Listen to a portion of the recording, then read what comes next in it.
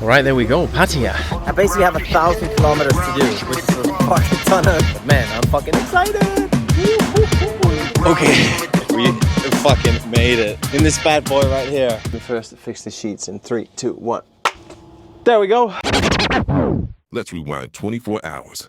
So, just got to the airport and I am taking a flight to Pattaya, never coming back. A white man going to Pattaya on a one-way ticket, huh? What a story. No, actually what's going on is that I have sold both my motorcycles. And if you know me, you know that I really fucking love motorcycles, so this is a big thing. Well, I have saved up some money for what could be the next big sort of hobby thing that could involve more than just myself, maybe my fiance. So I'm flying to Pattaya because there is a van there, a camper van, that I will look at and potentially purchase. If the van is as good as it says and as I've spoken with this guy about, well then I'm gonna drive it back to Phuket, which is a 14-hour drive. So there's a bunch of things that can go wrong, but one thing that's gonna be epic about all of it is that it's a fucking adventure, and that's why we do it. First things first, let's get to Pattaya, let's find this guy, let's have a look at the van, and fingers crossed that this van is as good as it says.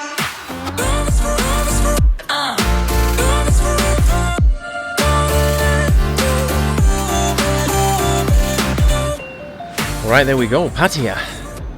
Let's get a taxi and let's go see this goddamn van. 4 hours later.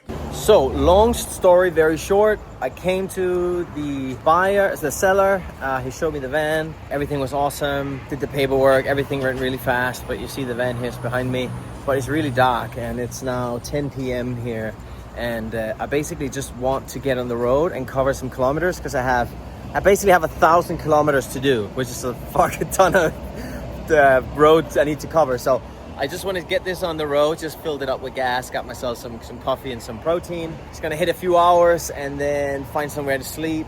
Inside the van, of course, but like, you know, a parking lot somewhere where, you know, yeah, it's not in the middle of fucking nowhere. I don't want to get robbed the first night in my new van. So yeah, I'll show this to you in the morning when there's the sun is up, and yeah. But man, I'm fucking excited. Good morning. It is 6:35 here from the new camper van. I drove last night until 3:30 a.m. simply just because I couldn't sleep, and I was just kind of feeling it. You can probably imagine, like, you know, got this new van, everything is just working, and you just, you know, you got 1,000 kilometers to track down, so to kind of get after it, listen to music, yeah, road tripping, right? And then found myself a 24-hour open gas station, which is where I am now, and folded out the bed, as you can see here, which I'll show a little bit later how that works. Air condition ran all night. Well, I mean, that's not true at all. I started at 4:30, and at 50% at 6:30 it got like an E4 warning. So I know this warning so well from living in Thailand, when they have been, I think, just been running for too long, or they need to be serviced or something. So the aircon needs to be serviced. That's just a fact. And I think maybe like the aircon is like one of the weak points of this van, that like if we are going to sleep outside in the tropical heat, like even at night, you know, then the aircon just needs to work, because there's no way you can sleep without an aircon. Even a fan is not enough. So that's something that needs to be fixed, and I'm happy that I figured that out now. The situation is now that it's 6:30 a.m. I still have like 700 kilometers to cover, so I think I'll probably go have a coffee, and then on 2 to 3 hours of sleep, I'm just gonna soldier on and see, you know, how far I can get.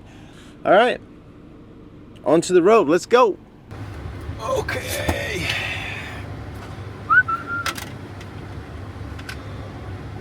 Ooh. God knows I need that coffee. Woo-hoo-hoo.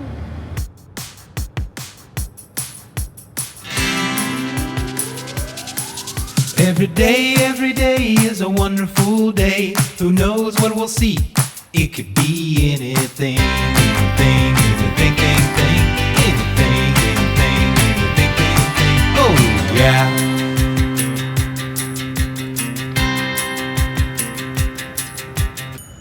Life is our paintbrush, and we are in no rush to use up all the colors of the rainbow. Red, green, orange, yellow, blue, indigo and violet too. These are all the colors of the rainbow. Yeah, we're making rainbows. Yeah, we're making rainbows. Yeah, we're making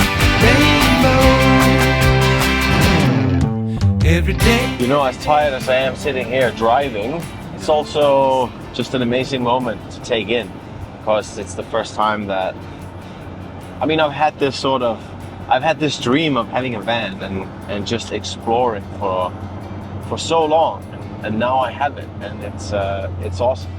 A country like Thailand, I guess many Southeast Asian countries, but let's just say Thailand for now, it's so perfect to do it in, because there's so many different parts of Thailand. It's almost like it's all Thailand, but they have different cultures, you know, different dialects and different types of food. And this country never sleeps either, you know. When I was on the road all night long, and, you know, when I drive into gas stations, I would always see people there, you know, whether it's people working at night or truck drivers, or, you know, and I know you have this in other countries as well, but I just think there's something truly peaceful about Thailand at night.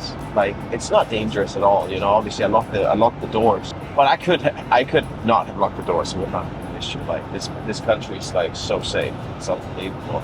And I know some people say the opposite, but I've been here for 8 years now, and not one single time have I witnessed anything that has caused me any sort of threat or harm. Just left Hua Hin. The sun is slowly breaking out, and making my way to Phuket. We have right now just 600 kilometers to go, and it is 7:10 in the morning. So if I keep going in one stretch, which I won't, but if I did, I'm going to be there by 3 p.m. this afternoon. So I'm just going to go for now, see how long I can go. I need some food at one point, and I would just like to just park somewhere nice. We'll see. Another few hours from here, I have a coffee, you know, let the caffeine do its work, and let's cover some miles. Let's get down south, and what a life. Okay, we're recording. We fucking made it. 1,100 kilometers in this bad boy right here. What a champ. Toyota Hiace Commuter, 2011, just clocked in on the way, 200,000 kilometers. Wow, yeah, two-wheel drive. What a champ.